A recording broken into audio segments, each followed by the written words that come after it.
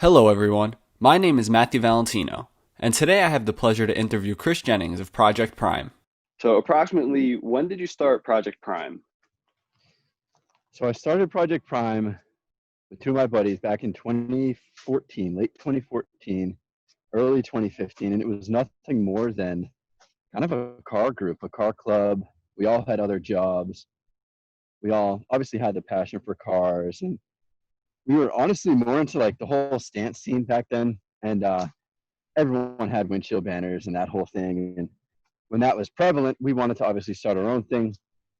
And I had had years of experience with video and photo, and so did Keith, my business partner. And I don't know, it just felt like the right thing to do was to just, ride along the bandwagon and start our own thing. And it wasn't actually a media production company when we first started. It was more like a car club where we did automotive media, but then it slowly kind of started progressing into our full-time jobs. That's huge. That's so awesome. Like personally for Yeah. me too, like just with the love for all of it, the media stuff, the car stuff, just to turn it into like a career, that would be so huge. That's personally one of my goals. Yeah, it's crazy because it was kind of weekend warrior style. It was like we would do all this stuff on the weekends to try to make a name for ourselves, go to events. We used to always like have a tent at like every event and try to sell some t-shirts and try to sell like small, quick photo video packages. And eventually, I think it took about 2 years of doing that until we started to make like actual money. And at that time, I was actually working in corporate finance, which I know is totally different than what I do today. But that was kind of how I paid my bills, paid my mortgage, all that stuff. And then we would do Project Prime on the weekends. And then one weekend I realized I made more this weekend than I do in 2 weeks of a paycheck. So then I was like, all right, now's the time. Let's pull the trigger. Let's get us a warehouse. Let's hire guys. Let's make it work. So that's kind of where we're at today. So it's just funny how it all happens. That's awesome. Like it wasn't even meant to be. It just literally just happened. Fell into place. It was so wild. So, Yeah. so like you said, it was never really about like, media production. It was more just a group of guys hanging out, which is always the best when it starts like that. But hmm what got you into like the media production side of thing? And what is like pushing your automotive content now? So I'm 29 years old. When I was trying to think, I went to Pace University in Manhattan. And while I was there, I had a double major. I was a business major and also I had an art minor. And I didn't quite make that a major because I slacked off a little bit my last year, as we know how that all goes. Um, but yeah, so I actually owned a clothing company in New York, and I used to do all of the media as far as photo, video, everything like that for that brand. So visuals, as far as photo, video, marketing, everything like that, it just kind of came natural, and it was something I've always been into. And the car scene is massive in New York, but it's not like anyone really drives a car in New York City. So when I moved to Florida after I sold that business, it just snowballed so quickly. Everyone I met down here had a cool car, and it became kind of my life too. I've always been a gearhead, raced dirt bikes a lot, and always been around something with wheels and motors. But until I moved to Florida, it was sort of, I don't know, it was a passion, but then it really turned into, tons of automotive content because that's a lot of Florida is based off of, it basically has a great car scene. The whole culture here is, it's nice weather all the time. So everyone has something in their garage that's built or they're working on something. So it was sort of, that's what inspired all of our automotive content was all the different scenes. You have a massive Spanish influence and they have their own style and their own cars. Literally 3 miles over here is Bradenton Motor Sports Park. So we're right here, the Freedom Factory. I could, fly a drone and see it in 2 seconds. So it's like, this is just where we kind of found ourselves, so it's been fun. That's so awesome. Now, Yeah. right where I was going, you mentioned the Freedom Factory. How Mm, could I not get the chance to speak to you yep. and not bring that up now? Oh, of course. So, what was it like to work with Cletus McFarland firsthand? And then I saw you did some stuff for Nitto Tire and now recently Lotus too. So, how's all Oh, that yeah. like? It's one of those things where until you work with those kind of people, you kind of put them on a pedestal. You kind of treat them almost as like, oh, the untouchable. But it's funny when you find yourself in that situation, they're normal people. They're kind of just like the everyday run of the mill, just standard people. And it's never a letdown because you see how much hard work they've done to be able to put themselves where they are in their lives. But I remember the first time we worked with Garrett or Cletus, he actually called us. So we never actually called out to him, which was such a crazy thing. I remember I had the butterflies in my stomach and I'm like, holy shit, Cletus McFarland just called my cell phone. And I figured at some point I would do work with him because we're so local and we had mutual friends and things like that. But one day he was just like, hey, what's going on, brother? It's Cletus. And I'm kind of speechless on this end of the phone. Like, we obviously know who he is. We know him really well from watching vlogs and having him online like every night, So it was definitely a weird feeling, definitely butterflies in my stomach. I'm definitely not going to lie about that. But once we met him, it was just our relationship was so fluid and we got each other and we relate to each other a lot with our businesses, and it's two totally different things, but there's a lot of overlap. So yeah, Cletus is a really good guy, and honestly, not what I expected, but a huge surprise. And then same thing with like Von Gittin Jr. and all the Nitto guys and Chelsea Denofa. The same thing. They're just family men who just like are good at driving things, and kind of if you follow them on social media, I expected something a little bit different, a little bit more crazy, but a lot of their image that they portray online is just like this super dialed in look. And it's basically their business. So they have to kind of live that life and live that look. But yeah, it's been a lot of fun and definitely grateful to see like our client list where it went from like just local kids to now it's like Lotus, Nitto, Cletus, like all these people. I'm just like, wait a minute, what? So it can bring you down to earth and really make you feel like it's all worth it. Heck yeah, it's cool to see all like the hard work finally pay off. Because I mean, like I'm doing like little things with my friends and like podcasts Mhm. here and there and whatnot. Oh yeah. And it's hard to make content and whatnot and keep it going. So Yeah. it's nice when it finally pays off. Oh yeah, absolutely. Now, unfortunately, I got to bring it up, but this whole coronavirus thing, Mm. and being that your channel and page and pretty much the whole reason you're known is like pretty much content related stuff. How has hmm that been? Like, has it affect business at all, or? It has somewhat. So I remember like the first couple of weeks of the Florida shutdown, which was actually like a few weeks after half the country. So the first couple of weeks, it was kind of, we all had pits in our stomachs. We didn't really know where it was going to go or how it was going to be the next month. But luckily for us, I can't say that this is the same for every other, at least media production company in the Tampa Bay area. But we have some real die-hard, clients where they, I, I got multiple calls where people were like, hey, dude, if you're in trouble or if you need some cash, come by. We'll think of an idea. So luckily, I have those people on my team rooting for our whole team, which is awesome. But I haven't even had to use those. Business has just kind of kept up as usual. And even with obviously Cletus and the other YouTubers that we work with, it doesn't affect them at all.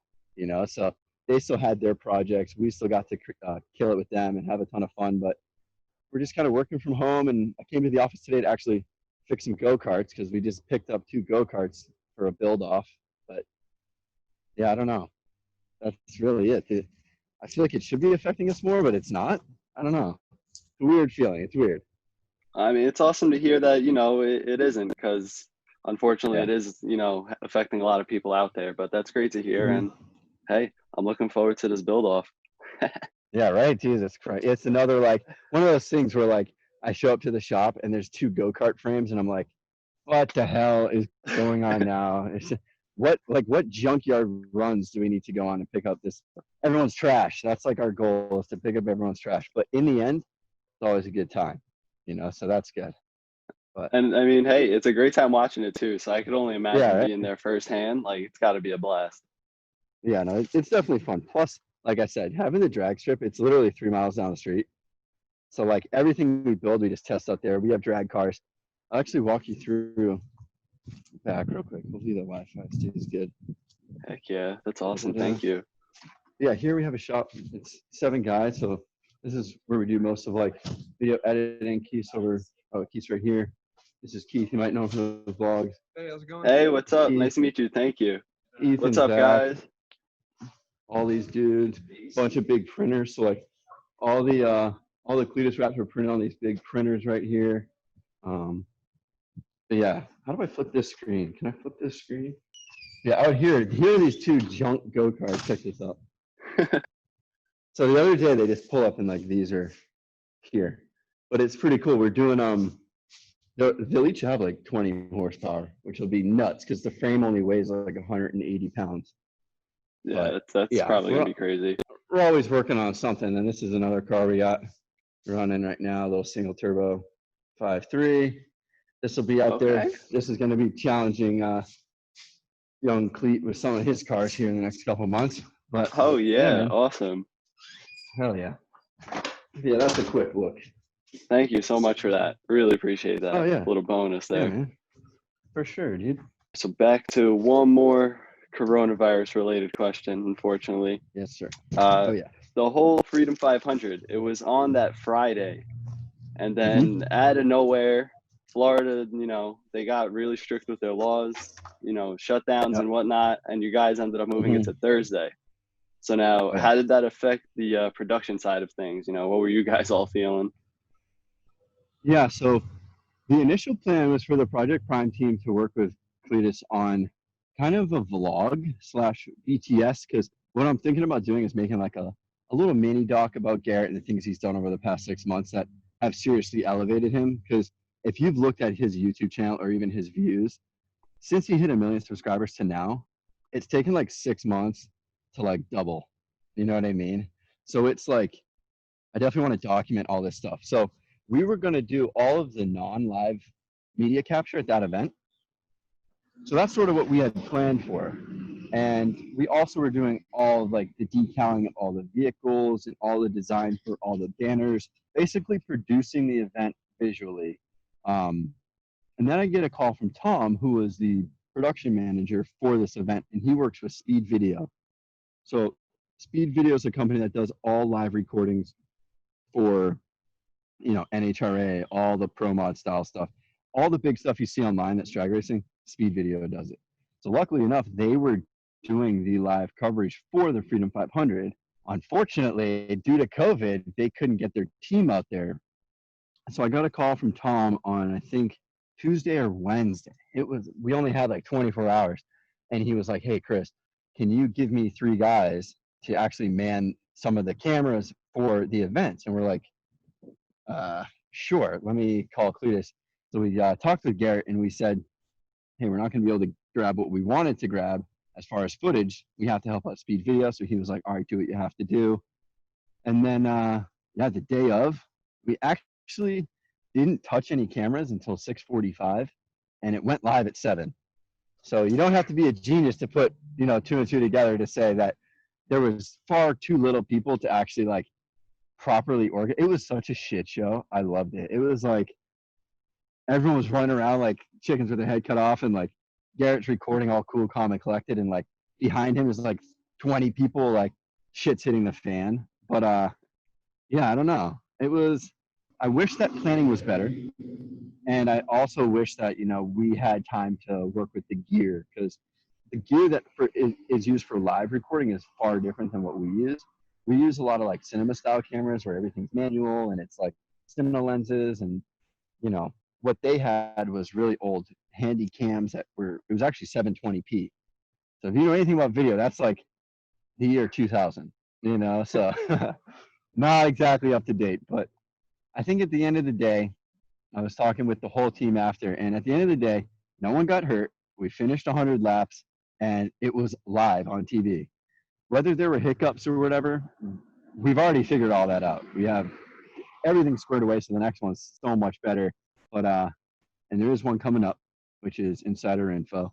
But yeah, man, we definitely a learning experience, and I think a fun one at it. And I think the majority of the viewers had a good time watching it, even though it might not have been the best quality 100% of the time. It was. I just hope people can put into perspective what the challenge actually was. You know. Oh yeah, you But could definitely you know stuff like that isn't easy and whatnot with all the deadlines and the whole craziness going on. yeah, But yeah, I mean, hey, I watched it. I enjoyed it. It was great. I mean, hell it yeah, was intense. I loved it. The pre-show and everything. I'm yeah. excited to hear that you That guys was. everything squared away too. So, the Oh next yeah. one, that should be pretty official then. Oh yeah. No, it's yeah, it's gonna be a good one for That's sure. awesome. Yeah, All right, man. so the last question here I got for you. Now, what tips do you give someone like me who pretty much just finds themselves loving cars and making content and putting the two together to maybe turn it into a future or something? Yeah. So I think the biggest tip I'll give is, you know, always be open to like working on other things as well. Like the way I look at my career in media is I have a sticky note, right? And I wrote down 10 things that I could try on it. And whether I like them or if I liked them, I put a check mark next to them. If I didn't like them, I'd put a line through them. And this is all theoretics, obviously, but until you do those 10 things, you don't really know what you like to do or don't like to do. So we've done everything. I remember almost a whole year we did music videos. We've done so many music videos, and like we've done tons of different types of genres of videos, whether it's corporate videos, automotive videos, music videos, so much different stuff. And until you do them for like a continuous period of time, you can't really figure out what you like and don't like. And I know for Keith, the guy who I just showed you in there, he's my business partner. He You start to find your strengths and weaknesses not only as a creator, but what you actually bring to the business. So Keith is an amazing producer. When we first started this, he was shooting and editing with me. He found out himself that that's not really his passion. His passion was producing. So that's planning, talking with the people, locations, dates, times, the logistics. And I think, sorry, there's a dude blasting music right now. I don't know if you can hear that. Yeah, a little This is bit. It's Florida, all dude. good. For real, this road right here, I don't know if you can see it. Yeah, At I 5 o'clock, it is like the Freedom 500 at 5 o'clock can. because everyone's just off of work, dude. It's nuts, and everything's straight pipe and just obnoxious. It's the But area too. You gotta show yeah, up for no, that. exactly. 5 o'clock, dude. Unreal. But yeah, that's definitely what I would say. Don't ever hold yourself back, and don't ever stay in one lane until you truly know what you're good at and what you like to do.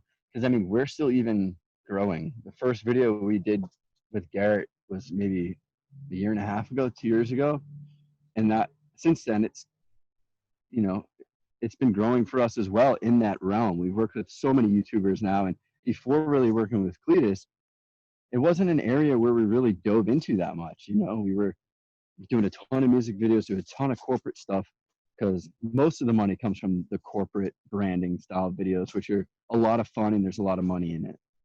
More of the fun, cool niche market lifestyle, YouTube style stuff, I would say there's less money, but there's more. You can start building your reputation. You know, you're it's a trade off between cash flow or online presence. You know what I mean? So it's sort of, you really want to capitalize on both. So you can pay yourselves and your guys, and then also look like something online. Because that's really, I feel like, how old are you? I'm 20. Yeah, so I'm about 10 years older than you. So there's not really a generation gap, but I feel like you guys even rely more on the internet than we do as far as like finding out things. Because I didn't have an iPhone until I was, I think, like 15 or 16. Oh, And like, 100%. I just feel like now there's like 5-year-olds with iPhones, and it's like in 10 years, like I feel like every 7-year-old is gonna have an Instagram or something. But I don't know. It's just so tricky. But definitely finding that balance for us is super key.